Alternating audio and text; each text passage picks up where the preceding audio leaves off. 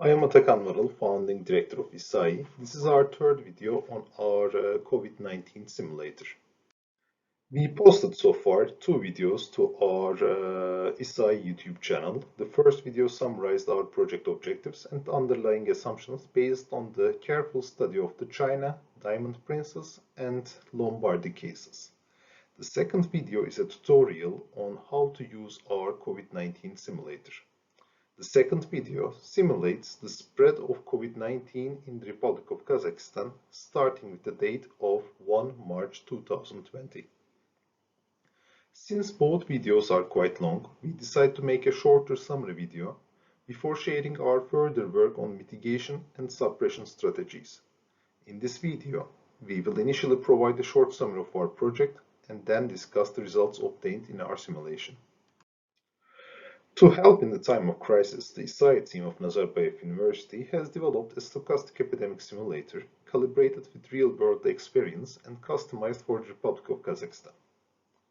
Specifically, the simulator utilizes real data, ranging from population density to healthcare capacity, to predict the dynamics of the spread of COVID-19 in Kazakhstan and thereby inform government policymaking. We model Kazakhstan as a graph of 17 connected nodes, 14 oblasts and 3 cities of Republican significance, where each node runs a separate epidemiological model. Based on air, rail, and highway connections between the nodes, we also model the spread of the disease between different geographic regions. First, let us make some definitions to avoid confusion. A simulator is a system or program that enables the operator to reproduce or represent, under test conditions, phenomena likely to occur in actual performance. On the other hand, a visualizer is a program which visualizes on the computer screen a given set of data, for instance, daily number of infected or deaths due to COVID-19 until present date. Our program is a simulator which has extensive visualization capability. Detailed videos of our work is at this YouTube channel, and our source code is hosted by GitHub. We started our modeling work by carefully studying the Lombardy epidemic, which is the epicenter of the COVID-19 in Italy, and based on that we started doing node simulations. And if we create a simulation and if our model predicts the current recorded deaths in Lombardy accurately, we might say that we have a good model, or we simply might be overfitting our model to the available data. If our model shows predictive accuracy for the next 1 week or so, basically for future cases for which we did not have the real data, then we can state that we have a good model and good simulator and our assumptions were valid. To model the COVID-19 epidemic in Lombardy, we created a simulator based on our earlier work, which was presented in 2016. This is basically a stochastic SEIR epidemic model consisting of 4 superstates: susceptible, exposed, infected, and immunized, and the stochastic model transitions between different states based on probabilities. In the beginning of the simulation, we start with a number of susceptible and a very small number of exposed, and afterwards susceptible people transition to the exposed state, or they can transition to the vaccination state. We are very well aware that a vaccine is not yet available for COVID, but we are optimistic people. We believe one day there will be a vaccine, possibly, and therefore we just added this vaccination states to our model as a reserved module. So from susceptible, at this instance, since there is no vaccination, we can transition to the exposed. In the exposed, the simulation models the incubation period of 5 days. During this incubation period, the individuals can be quarantined, and when they are quarantined, they just transmit the disease at a lower probability. From the exposed, the individuals transfer to the infected state. In this infected state, here we model this as mild or asymptomatic infected at first.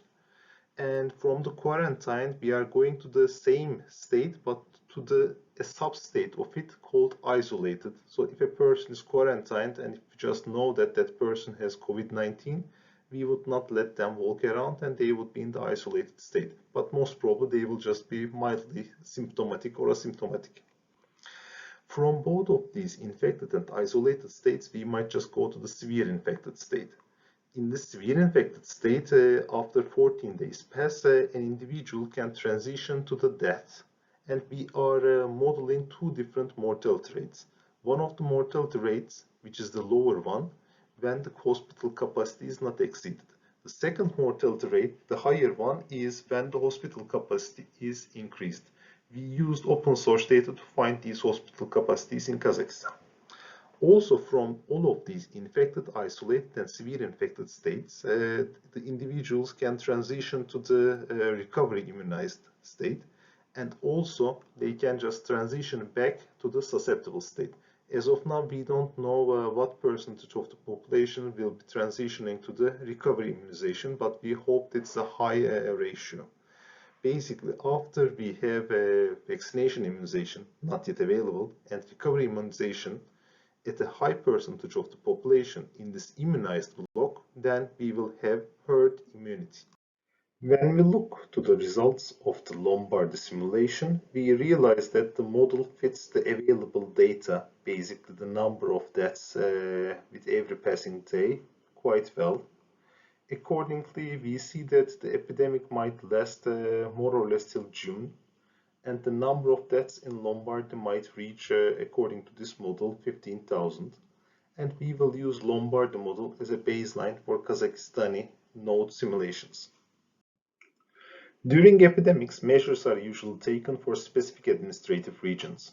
For example, restricting movement within or between regions of a country. These regions are connected via air, railway, and highway networks. Epidemics usually start in hubs with the import of the disease from another country and propagates to other regions via transportation between regions. Statistical data on the population, hospital capacity, and transportation connections of each region is usually available. Therefore, a country can be modeled using a graph consisting of a set of connected nodes. We will utilize this approach in our model. In order to model the population transfer between different regions of our simulation, we collected data from open sources on the daily air, rail, and motorway travel between different regions and combined this information in a daily transition matrix. In our simulation, we randomly sampled the population of a node for each transfer.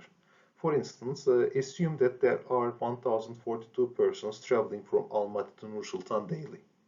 Almaty has a population of around 2 million. Assuming there are 15,000 infected persons in Almaty, we would expect around 8 infected persons to transfer from Almaty to Nur-Sultan on average daily.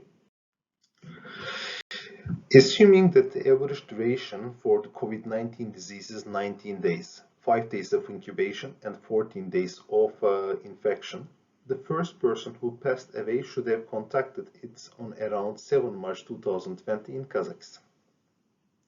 The first deaths in Lombardy were reported approximately 33 days later than the import of COVID-19 from China. Even though Almaty and Nur-Sultan are locked down since 22 March 2020, there are COVID cases in other regions which cannot be traced back to the confirmed cases.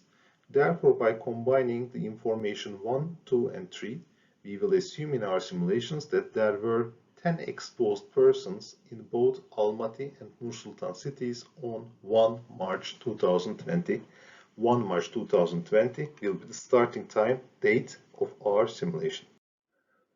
Let us compare the case of Lombardy and Kazakhstan for a while.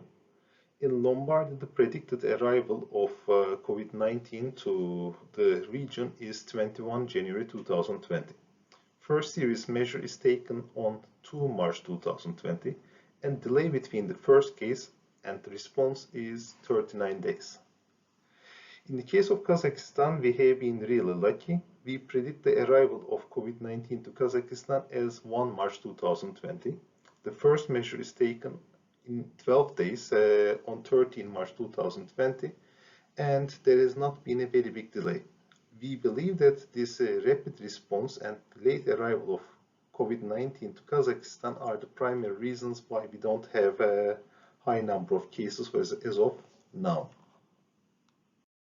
This is the visual interface of our simulator. On the left, we have a graph module which just shows the number of exposed, infected, severe infected, quarantined, immunized, and dead for a region selected from a drop-down menu. And on the right side, we have an interactive map of Kazakhstan which just shows the severity of the epidemic in different regions. When you put your cursor on top of a region, then on the upper part we have a statistics board which just shows the statistics for the specific region and also for the whole Kazakhstan. The start date and current date of the simulation are also shown in this visual interface. The control interface of the simulator lets the user select the parameters for each region. Select the global parameters such as the incubation period of the disease or the infection period of the disease or how long the simulation should last. And we can also set a starting date for the simulation. In addition to that, the transition matrices can be enabled. Different elements of the transition matrices can be enabled and disabled using this change transition matrix menu. Before running a simulation, we just first create a very detailed simulation scenario. In the simulation scenario, we are replicating all the different decisions taken by the state until to date, and then afterwards simulate different trajectories based on different decisions. For instance, in this simulation, till day 29th, we are replicating what is happening in Kazakhstan until that date. And afterwards, on 20 May 2020, we are assuming that Kazakhstan opens all the regions and cities and people start living as they were living before. And we will see, based on these assumptions, how the simulation will evolve. Let us have a look on our simulation results on 31 March 2020. At this date, our simulation is predicting 2 deaths in whole Kazakhstan. Number of infected in the whole country is around 1,100. Of course, these infected people also include the asymptomatic cases. Number of severe infected is around 70.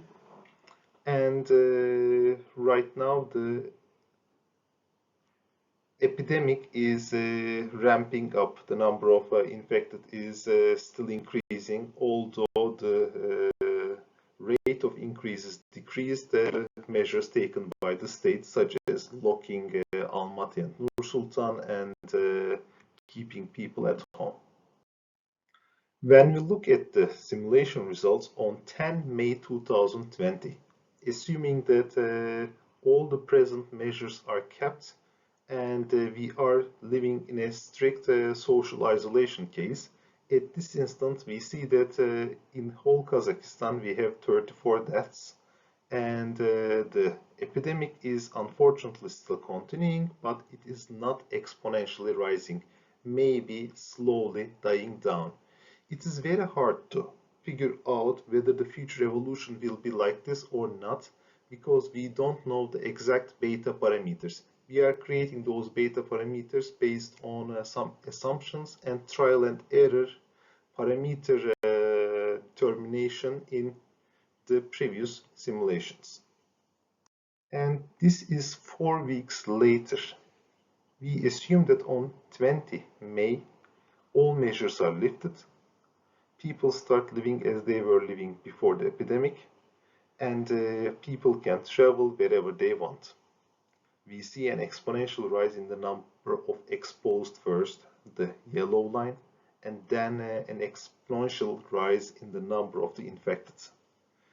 On 18 June 2020, 4 weeks after the measures are relaxed, we have 1,085 deaths. This is the real danger of COVID-19 epidemic if the measures are relaxed.